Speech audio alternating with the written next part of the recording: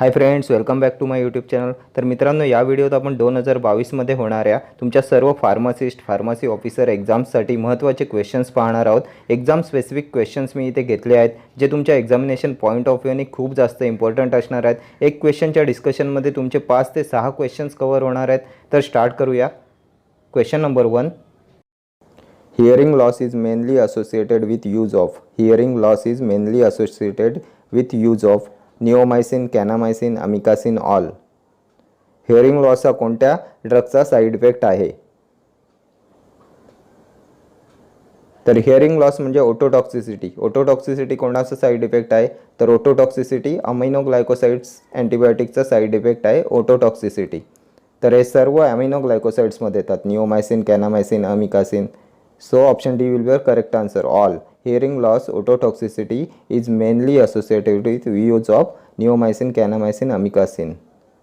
ठीक है. Next question. Heparin antagonist is protamine sulphate, procaine HCl, procainamide, procarbazine. Heparin antagonist. And the correct answer of this question is option A, protamine sulfate. Protamine sulfate is heparin antagonist. हेपॅरिन काय आहे? तर हेपॅरिन असते पॅरेंट्रल अँटीकोॲग्युलंट आहे हेपॅरिन. पॅरेंट्रल अँटीकोॲग्युलंट आहे हेपॅरिन. And oral अँटीकोॲग्युलंट असते वारफॅरिन. वारफॅरिन is oral अँटीकोॲग्युलंट आणि हेपॅरिन is पॅरेंट्रल अँटीकोॲग्युलंट. त्यानंतर procainamide कशात येते? तर प्रोकेनामाइड हे class 1A anti arrhythmic drug आहे. अँटी अरेथमिक ड्रगच्या class 1A sodium channel blockers class 1A मध्ये येते प्रोकेनामाइड, क्विनिडीन, त्यानंतर डिसोपिरॅमिड. हे क्लास 1A अँटी अरेथमिक ड्रग्स आहेत. ठीक आहे. अँटी अरेथमिक ड्रगचं क्लासिफिकेशन पण खूप जास्त इम्पॉर्टंट आहे. क्लास 1A सोडियम चॅनल ब्लॉकर्समध्ये येतात क्विनिडीन, प्रोकेनामाइड, डिसोपिरॅमिड. 1B मध्ये येते फिनिटॉइन, मॅक्सिलेटिन, लिडोकेन. त्यानंतर 1C मध्ये येते फ्लेकेनाइड, प्रोपाफेनॉन and मोरायझिन.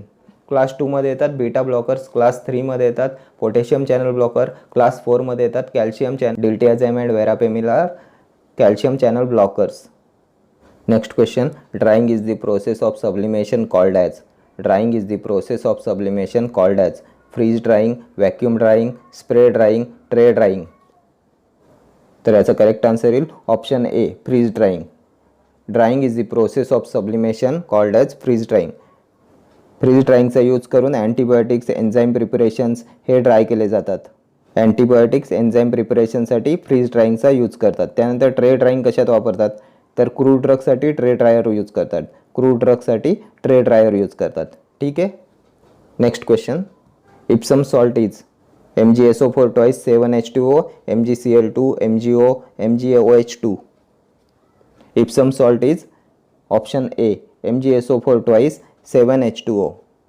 MgSO4 twice 7H2O is Ipsum salt. Ipsum salt is also known as magnesium sulfate. Magnesium sulfate ला Ipsum salts म्हणतात.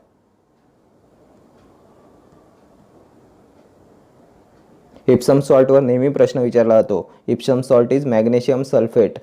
MgSO4 twice 7H2O. Used as saline cathartic. Saline cathartic म्हणून use करतात Epson सॉल्टचा, magnesium सल्फेटचा. त्यानंतर chemicals नेमवर खूप प्रश्न विचारले जातात. रोचेल salt कशाला म्हणतात? Rochelle salt. तर sodium potassium tartrate is Rochelle salt. त्यानंतर स्लेक्ट लाईम म्हणजे तर कॅल्शियम हायड्रॉक्साईडला स्लेक्ट लाईम म्हणतात. Bleaching powder is chlorinated lime. Lugol solution is aqueous iodine solution. त्यानंतर what is gypsum? Gypsum is calcium sulphate. Sodium potassium tartrate is Rochelle salt. Calcium hydroxide is slaked lime. Chlorinated lime is bleaching powder.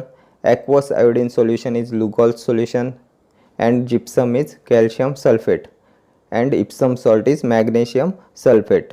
MgSO4 twice 7H2O, used as saline catharetic. Next question. Antigens belongs to the schedule C, C1, G, H. Antigens belongs to schedule C. Option A will be your correct answer. Antigens belongs to the schedule C.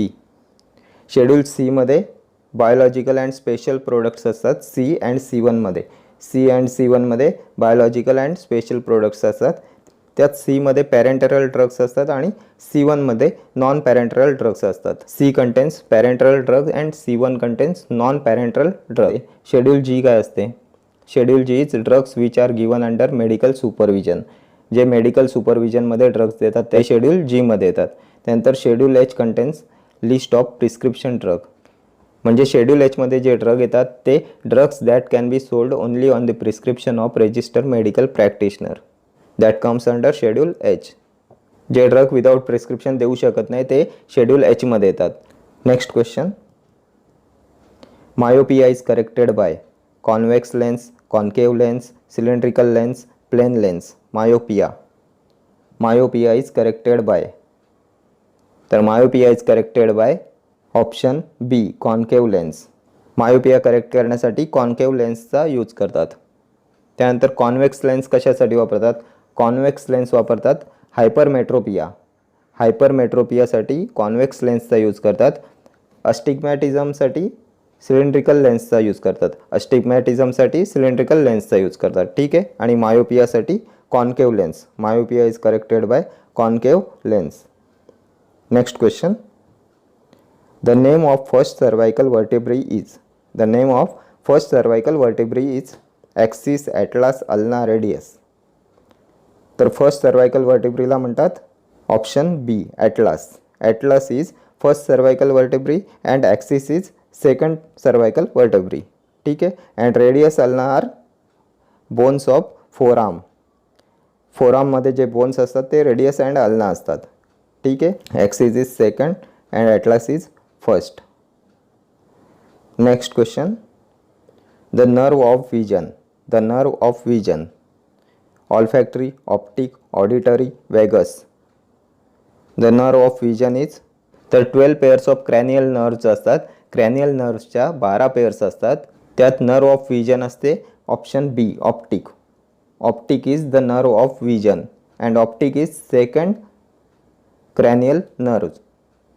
Second cranial nerve असते optic. Nerve of vision is optic. त्यानंतर olfactory असते first cranial nerve related to smell. Olfactory is first, optic is second. Olfactory is related to smell and optic is related to vision. त्यानंतर vagus असते 10th. 10वी cranial nerve असते vagus and auditory असते 8.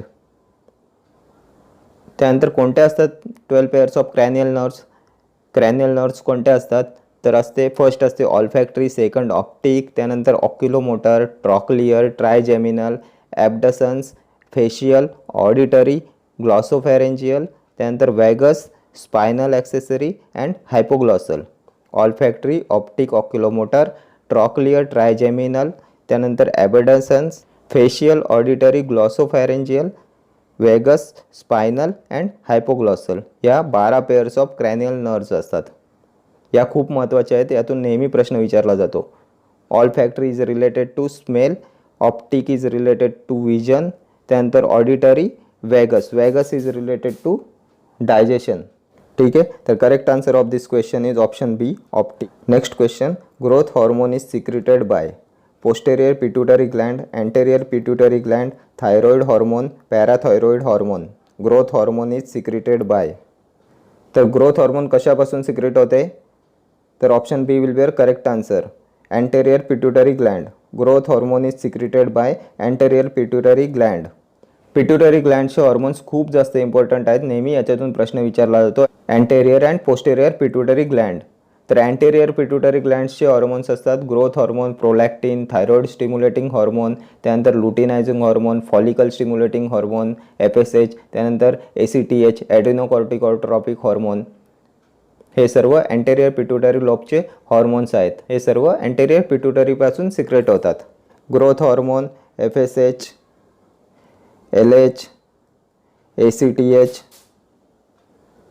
हे सर्व anterior lobe of पिट्युटरीचे hormones आहेत. त्यानंतर पोस्टेरियर लोब ऑफ पिट्युटरीपासून काय सिक्रेट होते?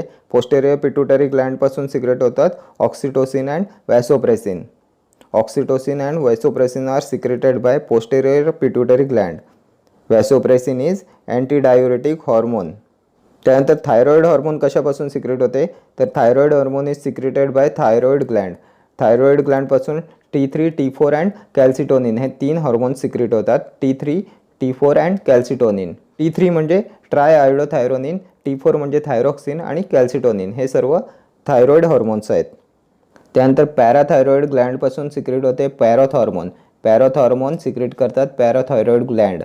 कॅल्शियम लेवल इन्क्रीज करतात पॅराथायरॉइड ग्लँड. आणि थायरॉइड ग्लँडपासून सिक्रेट होणारं कॅल्सिटोनिन हे जे हॉर्मोन असते ते कॅल्शियम लेवल डिक्रीज करते.